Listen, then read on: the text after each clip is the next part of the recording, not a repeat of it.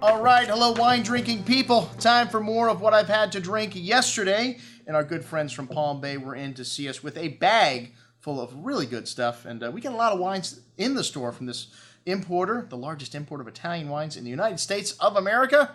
And they've got, they've got a lot of bulk stuff. They do have a lot of fine wines like Planeta, a winery we got a chance to visit. Their Mount Etna winery. Actually, they have 5 wineries on Sicily, the island of Sicily. And this is the Chardonnay from them, which has been probably the best-selling wine that we've had from this winery. Hey, Chardonnay is popular. Don't hate me because I'm beautiful. And they make an excellent Chardonnay. This 2011, a very rich and tropical fruit-laden bouquet here with notes of creme, caramel, and lightly toasted vanilla spice on the nose. A smooth and creamy wine on the tongue with layers of that peach and apple fruit along with that toasty oak spice and a nice minerality to the finish there. Excellent juice at $42. The Rocca della Macchia, Roccato. This wine is a blend of Cabernet Sauvignon and Sangiovese 50-50. A nice little hint of toasty oak spice to this wine. The red berry fruit and plum. A little bit of that Tuscan earth you get also. Very distinct aroma you get from Tuscan wines. A little bell pepper note there as well. Smooth berry and plum fruit on the tongue with soft and round tannins. A nice fresh finish. Notes of that Tuscan earth and herbs there. Very good little wine. Maybe a little expensive at $58.50. The Col d'Orcia Paggiolavento Reserva Brunello 2004. Hoo-wah! This is a killer bottle of wine at $153, 2004, an outstanding vintage for Montalcino. This wine has a bevy of exotic spice, truffle, earth, fine herbs, and it's on the tip of the hill, the vineyard here, so it's very windy. Thus, that's what the name stands for, Paggiolavento. And the skins of the grapes actually become thicker due to to defend the vine from these high winds, making the wine even more aromatic. And this wine spends 4 years in large Slavonian oak. Wow, very big and structured on the palate with lots of tannin still. This wine's got wonderful structure, a firm hand of acidity, and a long layered finish. Lots of that earth and spice from the nose through the finish. Killer juice. This is a wine that I would like to have 10 to 20 years from now. 2011 Bertani Valpolicella Ripasso up next. And this is a new wine from this producer. They used to have a wine called Bertani Secco Ripasso, which they now have replaced with a straight Valpolicella and this Ripasso. Okay, so they make 2 wines instead of 1. Anyways, this wine's a blend of 60% Corvina, 40% Rondinella, and they pass it over the lees of Amarone. It goes through a secondary fermentation. The only other wine that does this, to my knowledge, is Champagne, but this is very different. They don't keep the little bubbles in the bottle. This adds a little extra alcohol to the wine, which adds body and richness. And this wine's got a pretty floral bouquet, red cherry pie-like fruit, red licorice spice, a lot of fruit here in the bouquet, lots of little sweet tobacco spice as well, some lovely spiced red berry fruit on the tongue, light and zesty, and good fruit in the mid-palate in this wine. Some tannins at the end, but drinking nicely right now, this 2011 already, but could go with another year in the bottle. A real crowd pleaser, excellent juice at $25.50.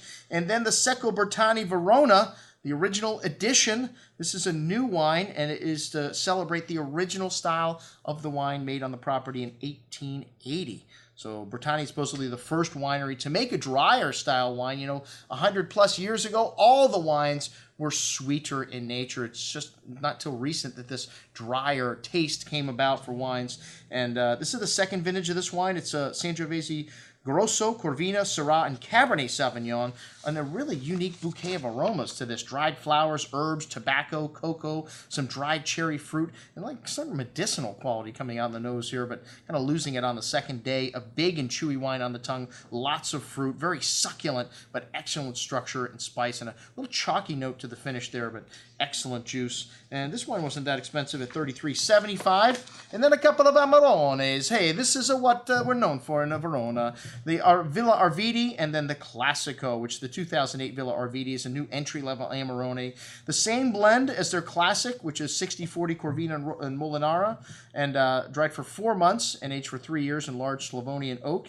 This one's got a good amount of that dried cherry and plum fruit with notes of dried flowers, some of that clay-like minerality you get from Amarone. I like to compare it to clayed Play-Doh, and this wine's got some nice mineral notes, dried tobacco, spice, and mocha. A little lighter style of Amarone with soft tannins and nice freshness, though, echoing that fine flower and spice note from the nose through the finish. Excellent juice at $57. And then the Amarone della Valpolicella, which this wine is always dried for 6 months and aged for 6 to 8 years in Slavonian oak. This is their masterpiece. By law, you don't have to age the wine for this law, but Bertani is making a statement here with this wine and a benchmark for Amarone usually. $127.50. It should be most excellent in every vintage and usually is. A good amount of dried plum and cherry fruit on the nose with a nice amount of dark cocoa, dried meats, and that Play-Doh clay-like minerality showing through here as well. And big and chewy on the tongue with lots of sun-dried fruit here. It's still quite youthful, this 2006, though. Lovely freshness. Some dry tannin coming in at the end, but enough sweetness to carry through and leave this wine balanced on the finish. And you could still keep this wine for 10 or 20 years. It does well with some age in the bottle. All right, off to the Northern Rhone with our champion of Coronas, Jean Luc Colombo, his Tres Brûlés. And this wine spends 18 months in second passage French oak, and this 2011, and showing still its youth here, but a lot of that wild game, wildflower, dark blackberry fruits, really well-endowed bouquet of aroma here on the nose. Even bigger on the second day, which is showcasing the youth of this wine, and really dense on the palate, thick blackberry fruit, firm tannins, exotic spices, and a host of that floral nuance from the nose through the finish. This is a big wine, still needs some time, young, but has wonderful balance and a long layered finish. Excellent juice at $49.50. And then the big boy, the Aglianico Irpina from Fiori di San Gregorio Serpico, and this is a very unique wine, and these wines, these Aglianicos from the south are like little monsters. Really well-endowed bouquet of aroma on the nose, dark spice, licorice, soy, wild game-like notes, fresh earth, flowers, graphites, black earth, really complex. Even bigger on the second day, this 2008, still a baby. This wine spends 18 months in new oak, small French barrique, which we get some of that spice and nuance. On the palate, wow, this wine is a little monster and needs some time, but has all that nuance, that floral spice and herb note, and licorice, espresso, and still big tannin. So this wine's got the fruit to last, but it needs a little time in the bottle. Everything in proportion here. Most excellent juice at $93.75. That's what we had to drink with our friends from Palm Bay. I'm your host, Andrew Lamposoni, signing off for the Wine Watch, saying remember, always drink the good stuff first.